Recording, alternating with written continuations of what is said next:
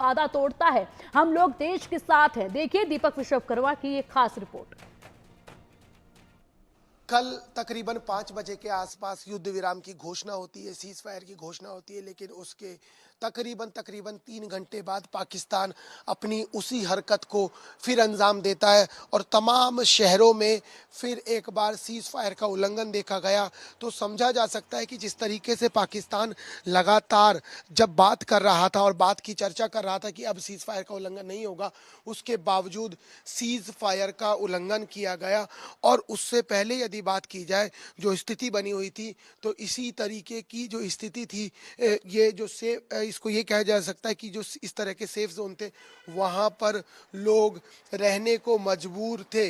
इस तरह की स्थिति थी क्योंकि चर्चा ये की जा रही थी कि अब सीज फायर जब लागू हो गया है तो अब उसका उल्लंघन नहीं होगा, लेकिन ऐसा नहीं हुआ। लोग तो नहीं है यहाँ बात करने के लिए, लेकिन एक व्यक्ति हैं जो इसी जगह छुपे हुए थे, क्योंकि इस तरह से कहा जा सकता है कि इसको सेफ जोन कहा जाए, क्योंकि जब धमाका होता है तो जो इसकी डेप्थ है, मैं इसको दिखाऊंगा, जो इसकी डेप्थ है उस डेप्थ में किसी प्रकार का नुकसान ज़्यादा नहीं होता। इस वजह से ये 2 दिन से यहीं छुपे थे। इनसे एक बार बात करूंगा कि आखिर क्या हुआ था और किस तरह की स्थिति थी। आप इधर आ जाएंगे थोड़ा, किस तरह की स्थिति थी। क्या नाम है आपका? रविंदर कुमार। रविंदर जी, क्या हुआ क्या था? सुबह 4 बजे मैं उठा सर, अपनी गाय को पानी डाला, ऊपर से गोली ऐसे पर तो मैं फैमिली को उठा के, बच्ची को उठा के पूरी 2 दिन आप इसी में थे? आप रोइए मत, आप रोइए मत। अभी सरकार ने ये कहा है कि युद्ध विराम लगा दिया है और अब पाकिस्तान ने ये कहा है कि अब ऐसा नहीं होगा। भरोसा किया जाए? नहीं, भरोसा नहीं है। उल्लंघन किया रात को, जम्मू में उल्लंघन किया। हमारा बच्चा था जम्मू में, उल्लंघन किया पाकिस्तान ने। हम मोदी साहब से रिक्वेस्ट करते हैं, हमारी गरीबों को क्यों मरवा रहे? आप यहाँ किस किस के साथ थे? हमारी फैमिली, बच्चे, टोटल 22 आदमी थे। इस नाली के नीचे? हाँ, 22 आदमी थे। तो कितने दिन छुपे रहे आप यहाँ? 2 दिन, कल पूरा दिन, परसों रात को भी पूरा दिन।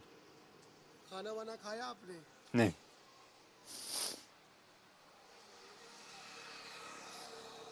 अभी कुछ खाया आपने? नहीं, अभी कुछ नहीं खाया। हम सरकार से ये गुजारिश करते कि पाकिस्तान भरोसे के लायक नहीं है। है।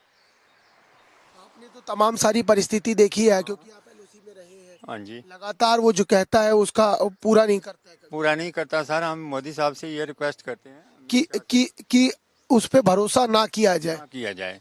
और हम फौज के भरोसे के लायक नहीं है। भरोसे के साथ नहीं है, और हम फौज के साथ मदद करेंगे। हमें चाहिए आर पार की लड़ाई, या तो खत्म हो, हम खत्म हो, या वो खत्म हो। आने वाली पीढ़ियां हैं वो ठीक रहे। और ठीक है, छोटे छोटे बच्चे सर, मासूम बच्चे, धरती से उठ के कान के पर्दे फट के, हमारे घर के पास गोला फटा है, पुली के पास गोला फटा है, और वहाँ शिमरे अंदर लगी हैं जा कर के। तो हमारे बच्ची है एक मेरी छोटी, वो 18 साल की, वो घबरा गई, उसने उठ के गले लगाया, पापा मैं भाग रही हूँ। मेरा कुत्ता था, वो ही मेरे पास भाग के आ गया। मैं बोला कोई बात नहीं। चलिए, आप ध्यान रखिए। देखिए रविंद्र जी इसी तरह की पुलिया के नीचे, इसी के नीचे दो दिन रहे हैं, क्योंकि जिस तरीके से बॉम्बिंग हो रही थी, उस बॉम्बिंग के बाद स्थिति ये बनी कि जान बचाई जाए जैसे या तैसे या कैसे भी, क्योंकि जब ये कहा गया और जब इस तरीके से लगातार बॉम्बिंग हो रही थी तो ये पूरा इलाका था जो सहम गया था। यहाँ किसी प्रकार की कोई गाड़ी, कोई भी नज़र नहीं आ रहा था, लेकिन जो इसकी डेप्थ है उसमें बचा जा सकता है, जनहानि कम होगी।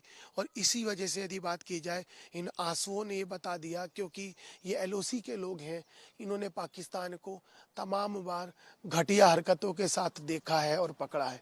तो अभी भी इनको तो विश्वास नहीं हो रहा, लेकिन ये जरूर कह रहे हैं कि सरकार ने सोचा है तो कुछ बेहतर के लिए सोचा होगा और दूसरी बात यह है, अभी भी एक बार और सोचा जा सकता है, क्योंकि हमारा न सही लेकिन आने वाले का भविष्य तो हम संवार दें। इस समय सहयोगी महावीर साहू के साथ दीपक विश्वकर्मा, इंडिया न्यूज़, राजौरी।